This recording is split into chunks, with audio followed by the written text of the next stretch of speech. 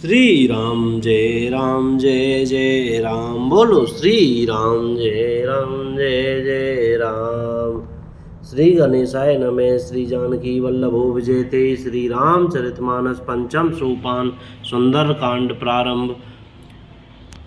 तुलसीदास जी कहते हैं, शांत सनातन अप्रमेय प्रमाणों से परे निष्पाप मोक्ष रूप परम शांति देने वाले ब्रह्मा शंभु और शेष जी से निरंतर सेवित वेदांत के द्वारा जानने योग्य सर्वव्यापक देवताओं में सबसे बड़े माया से मनुष्य रूप में दिखने वाले समस्त पापों को हरने वाले करुणा की खान रघुकुल में श्रेष्ठ तथा राजाओं के शिरोमणि राम कहलाने वाले जगदीश्वर जी की मैं वंदना करता हूँ।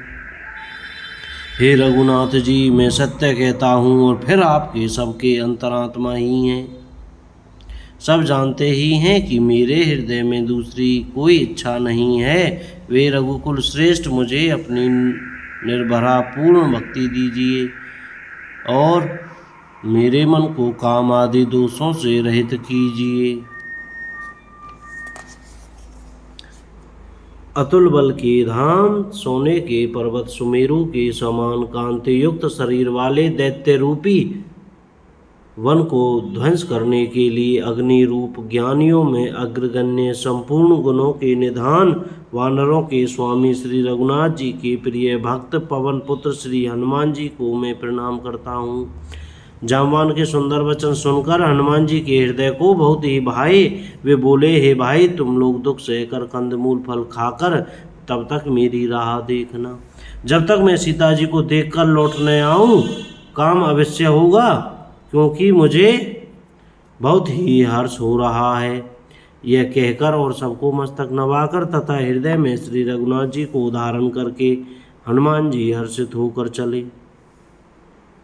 समुद्र के तीर पर एक सुंदर पर्वत था। हनुमान जी खेल से ही अनायास ही कूदकर उसके ऊपर जा चढ़े और बार बार श्री रघुवीर का सिमरण करके अत्यंत बलवान हनुमान जी उस पर से बड़े वेग से उछले। जिस पर्वत पर हनुमान जी पैर रखकर चले, जिस पर वे उछले, वे तुरंत ही पाताल में धंस गया। जैसे श्री रघुनाथ जी का अमोघ बाण चलता है, उसी तरह हनुमान जी चले। समुद्र ने उन्हें श्री रघुनाथ जी का दूत समझकर मेनाक पर्वत से कहा कि हे मेनाक, तू इनकी थकावट दूर करने वाला हो, अर्थात अपने ऊपर इन्हें विश्राम दे। हनुमान जी ने उसे हाथ से छू लिया, फिर प्रणाम करके कहा, भाई, श्री रामचंद्र जी का काम किए बिना मुझे विश्राम कहाँ।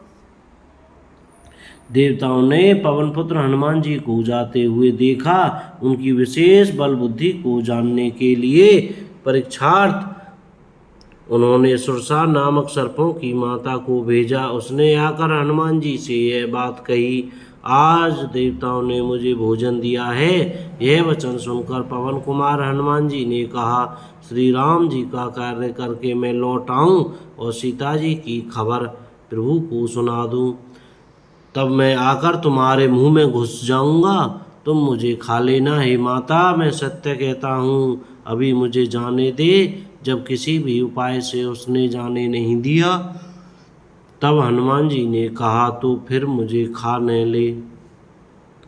उसने योजन भर 4 कोस में मुंह फैलाया, तब हनुमान जी ने अपने शरीर को उससे दूना बढ़ा लिया।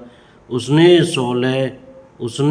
16 योजन का मुख किया। हनुमान जी ने तुरंत ही 32 योजन के हो गए। जैसे जैसे सुरसा मुख का विस्तार बढ़ाती थी, हनुमान जी उसका दूना रूप दिखलाते थे। उसने 100 योजन 400 कोस का मुख किया, तब हनुमान जी ने बहुत ही छोटा रूप धारण कर लिया और वे उसके मुख में घुसकर फिर बाहर निकल आए और उसे सिर नवाकर विदा मांगने लगे। उसने कहा, मैंने तुम्हारी बुद्धि बल का भेद पा लिया, जिसके लिए देवताओं ने मुझे भेजा था। तुम श्री रामचंद्र जी का सब कार्य करोगे, क्योंकि तुम बल बुद्धि के भंडार हो। यह आशीर्वाद देकर वह चली गई। तब हनुमान जी हर्षित होकर चले। बोलो हरे राम राम राम हरे हरे, हरे कृष्ण कृष्ण कृष्ण हरे हरे। कोई गलती हो गई हो तो क्षमा कीजिएगा। जय श्री सीताराम।